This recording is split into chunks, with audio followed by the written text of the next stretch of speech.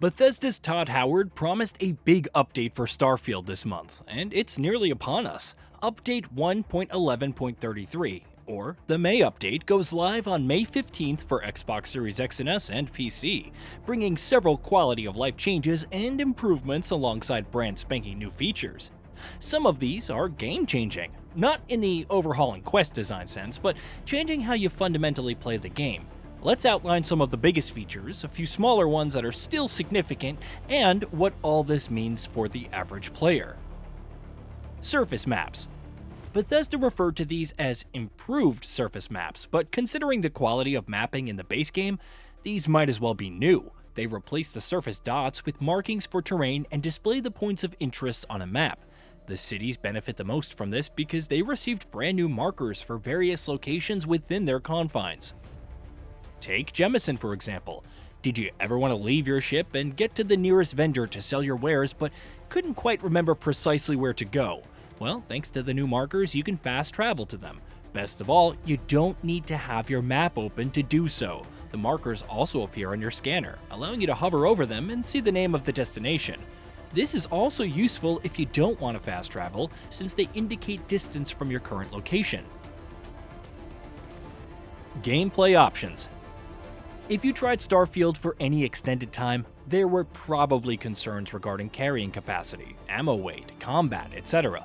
Some may have even disliked how the game handles afflictions and how they don't feel punishing enough.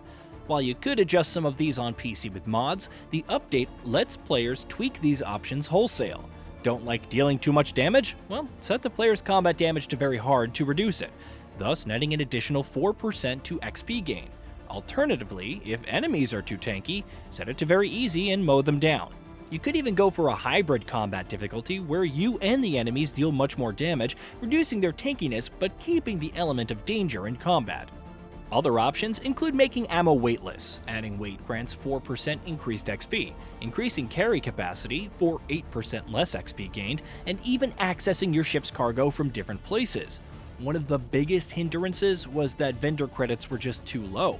Why bother picking up legendary and unique weapons to sell them if they don't have enough to pay you? Fortunately, there's also an option to increase their credits. Those who want a more realistic experience can set the extent of environmental damage and afflictions, the prognosis and treatment for the latter, and even the types of enemies that can afflict you. You even set the type of healing from medical items, food, and sleep, or whether sustenance is required. Finally, a use for casually eating someone's meal off their plate besides role-playing as a jerk. Extreme difficulty. Players who want more challenge can opt for the new extreme difficulty. Based on the trailer, we already know that enemies will deal significant damage while player damage is low when setting both to the extreme. However, Bethesda didn't explicitly outline how this affects other settings. It could be somewhat akin to survival mode in previous titles like Fallout 4 and Skyrim, where rest, sustenance, and affliction treatments are necessary, but how it impacts carrying capacity, cargo access, and so on remains to be seen. Nevertheless, if you're playing a higher level character, extreme difficulty will force you to pay attention, and maybe think twice about some encounters. Console display settings. This is a big deal for Xbox Series X players, given how controversial the 30 FPS cap was at launch. The May update allows for multiple frame rate targets, including 30, 40, and 60 FPS, and even an uncapped frame rate. You can also prioritize the visuals or performance. The former provides the highest resolution and all the graphical fidelity, from detailed crowds and realistic lighting to quality special effects. Performance dials those aspects down while also reducing the internal resolution. While you could seemingly mix and match settings to find the ones that best suit you, terms and conditions do apply. An uncapped frame rate is available on 120Hz VRR displays. Setting it up on the console will cause Starfield to run at 40 FPS while prioritizing visuals by default. 60 FPS is also supported, so don't worry. You could still choose 30 and 60 FPS options without a VRR display, but running the game at 60 FPS or higher can result in the occasional screen tearing. Bethesda recommends prioritizing performance for 60 FPS and above, but regardless of the modes, the resolution will dynamically change based on the amount of action happening or specific scenes. Unfortunately, it's probably safe to assume that Xbox Series S players won't have these options. Sad, but also not unexpected. New ship interior design options. Ship designers, take note. The May update offers more avenues for jazzing up the interiors. It carries over many systems from outpost customization, allowing you to place sofas, chairs, rugs, and other decorations through your ship's interiors to make it more hospitable. You also get some new empty habitat modules, which are devoid of anything else, allowing for freer customization. There are also more options for adjusting the layout, including additional doorway openings. If you haven't messed around with outpost management but still want the feeling of home away from home, then interior ship design should be fun. New Game Plus respecking. Several things happen when you finish the story in Starfield, including an option for New Game Plus. While this can provide some intriguing twists on how you play, the update will finally give the option to respec your traits.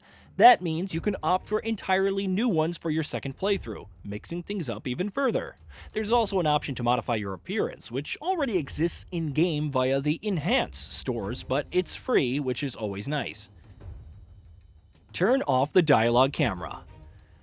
Do you hate when the camera awkwardly zooms in on a person's face when you talk to them?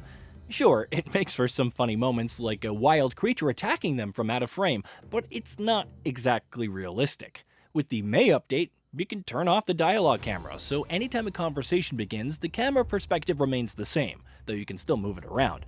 The trailer only showcased this in third person, so we need to see how it works from a first-person view, but for the most part, it's a perspective that feels more natural. Inventory management and barter menu improvements. Container menus get tabs, making them much easier to navigate, but the barter menu at vendors is also massively improving. Instead of defaulting to the buy menu and switching to sell and then sell from ship inventory through different keys, all three are represented as separate tabs at the top of the screen. This makes it much easier to switch between them and quickly discern which inventory is currently displayed. Sure, it's a small change, but it's still appreciated. Other quality of life improvements and fixes. Of course, on top of all of this are all the bug fixes and other minor improvements for a better experience. When harvesting flora or killing wild creatures, you can get scanning XP for the same. If you enable save on travel, fast traveling on your ship will create an autosave. It even improves the immersion when it comes to security forces in Neon and Ryujin, who will be more diligent in arresting you for committing crimes. You also have visual improvements, from rain ripples on water, lighting and shadows under trees, and the consistency of wind direction to fixes for flickering and ghosting with FSR3 on PC and visual artifacts. Hey, did you know that we at GamingBolt upload new videos every day? Stick around, drop a like, subscribe, and hit that bell, and let us know what kind of content you'd like to see in the future with a comment below.